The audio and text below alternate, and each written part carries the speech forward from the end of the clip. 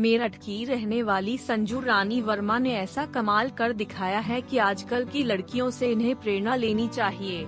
संजू रानी ऐसे परिवार से ताल्लुक रखती थी जहां लड़कियों की शादी 12वीं करने के बाद ही कर दी जाती है और नौकरी करना तो बहुत दूर की बात है। जब घर वालों संजू रानी के ऊपर शादी का दबाव बनाना शुरू किया तो संजू ने शादी से बचने के लिए घर छोड़ दिया था। अपना पालन पोषण करने के लिए संजू रानी ने ट्यूशन पढ़ाया, प्राइवेट नौकरी की। लेकिन कहते हैं ना कि मेहनत एक ना एक दिन रंग लाती है। ठीक उसी तरह 7 सालों की मेहनत के बाद संजू रानी ने PCS का एग्जाम पास कर लिया। संजू के घर वाले संजू की शादी करवाकर सेटल कर देना चाहते थे, लेकिन उसने घर वालों का नाम रोशन करने वाला काम कर दिया है। पिछले हफ्ते उनका नाम UP PCS एग्जाम 2018 में कामयाब छात्रों की लिस्ट में आया है। अब जल्द ही संजू कमर्शियल टैक्स ऑफिसर के रूप में अपना पदभार ग्रहण कर लेंगी।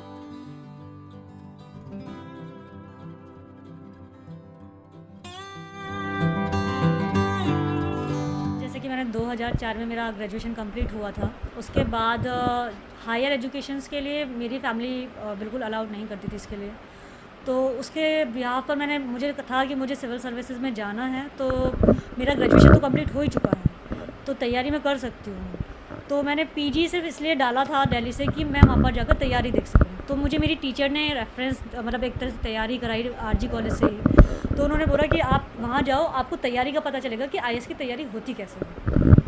तो मैं वहाँ गई एंट्रेंस के ब्याह पे। उस टाइमिंग में मेरे फादर को मैंने ये बोला कि मैं B.Ed कर लूँगी। तो मैंने ये भी झूठ बोला था कि ठीक है मैं PG करती हूँ तो मैं उससे B.Ed कर लूँगी। तो वहाँ से जब मैं वहाँ गई तो मैंने देखा कि लोग रात रात में बैठ के तैयारी करते हैं, दिन में सोते हैं, और आपका जो पेशेंस है वो आपको बहुत ज़्यादा रखना है इस लेवल। मैंने कुछ ऐसे वहाँ पे स्टूडेंट देखे जो कई सालों से लगे हुए। तो मुझे वहाँ पे समझ में आ गया कि अगर आपको सर्विस में जाना है तो पेशेंस तो आपको रखना पड़ेगा। वहाँ से आने के बाद वहाँ से फिर मैं वापस आई, क्योंकि मेरी फैमिली में मेरी सिस्टर की शादी की जा रही थी। तो वो भी थोड़ा सा बहुत जल्दबाजी में की गई थी, हालांकि उसके पीछे बहुत सारे रीज़न भी थे। तो वो फैमिली रीज़न थे, तो मेरे को नहीं लगता मैं उन्हें यहाँ पे डिस्क्लोज़ करना सही होगा। ठीक है, तो मेरी सिस्टर की शादी की गई, वो मैंने अटेंड सिर्फ ना चाहते हुए मुझे वो करना पड़ा। फिर उसके बाद मुझे एक चीज़ समझ में आई कि मुझे अपने करियर में आगे बढ़ना है, मुझे सिविल सर्विस के लिए तैयार करनी है, और यहाँ पर मुझे माहौल नहीं मिलने वाला, मुझे बहुत स्ट्रगल करना पड़ेगा। हाल फिलहाल तब भी मैंने अपनी मदर के सपोर्ट से मैंने चीज़ें स्टार्ट कर दी थी।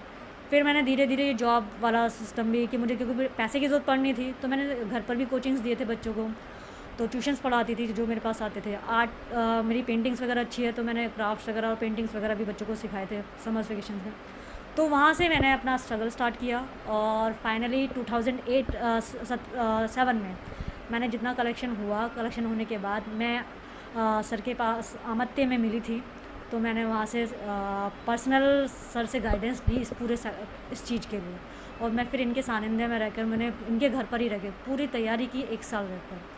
उसके बाद मेरा उसी साल में 2009 में मेरा IAS का प्री हुआ। मैंने मेंस लिखा, और मेंस में मेरा नहीं हुआ, क्योंकि उस टाइम में परिस्थितियाँ ऐसी थी कि मैं जब लिख रही थी तो फर्स्ट डे जाने में मुझे मेंस दिल्ली जाने में ही मुझे बहुत सारी चीज़ें फेस करनी पड़ी। तो मैं शायद मेंटली उस टाइम में बहुत परेशान थी। फिर वो नहीं हुआ, कोई दिक्कत नहीं, लेकिन उस दौरान फिर मुझे समझ में आया कि मदर को मेरे लिए इसकी चीज़ के लिए बहुत ज़्यादा क्रिटिसाइज़ किया जा रहा है। तो फिर मेरी मम्मी की तबीयत भी बहुत ऐसी रहने लगी। तो मैंने उस दौरान भी जॉब किया। जॉब करते फिर 2011 के पास मेरे फादर का एक्सीडेंट हुआ। मुझे फादर से शिकायत नहीं थी, लेकिन होता है ना कि लोगों के कहने में कभी कभी हमारे पेरेंट्स आ जाते हैं कि लड़की को क्यों पढ़ा रहे हो, क्या कर रहे हो। उनसे मुझे ऐसा कुछ नहीं, जब वो B.Ed के लिए कह सकते थे तो मेरे को तो लगता था कि वो आगे भी मान जाएंगे, लेकिन पड़ोस का या समाज का इतना प्रेशर था कि वो चीज़ उन्होंने नहीं अलाउड की। और जब उनका एक्सीडेंट हुआ तो मुझे फील भी हुआ कि मुझे शायद छोड़ देनी चाहिए, मुझे उनका मान लेना चाहिए। लेकिन फिर मुझे लगा कि मैंने तो डिसीज़न कोई गलत नहीं लिया है। हमेशा से मेरा यही रहा कि मेरा डिसीज़न गलत नहीं है, मेरे डिसीज़न से किसी को कोई नुकसान नहीं होने वाला, मेरी अचीवमेंट पे सबको लाभ ही होगा, किसी को कोई नुकसान। तो मैंने अपने डिसीजन। कहते हैं जब इंसान कुछ अलग और अच्छा करने का जुनून पाल ले और मेहनत करता रहे तो उसे मेहनत का फल जरूर मिलता है। जरूरत होती है तो सच्ची लगन और निष्ठा की, जो कि संजू रानी वर्मा ने कर दिखाया। News desk.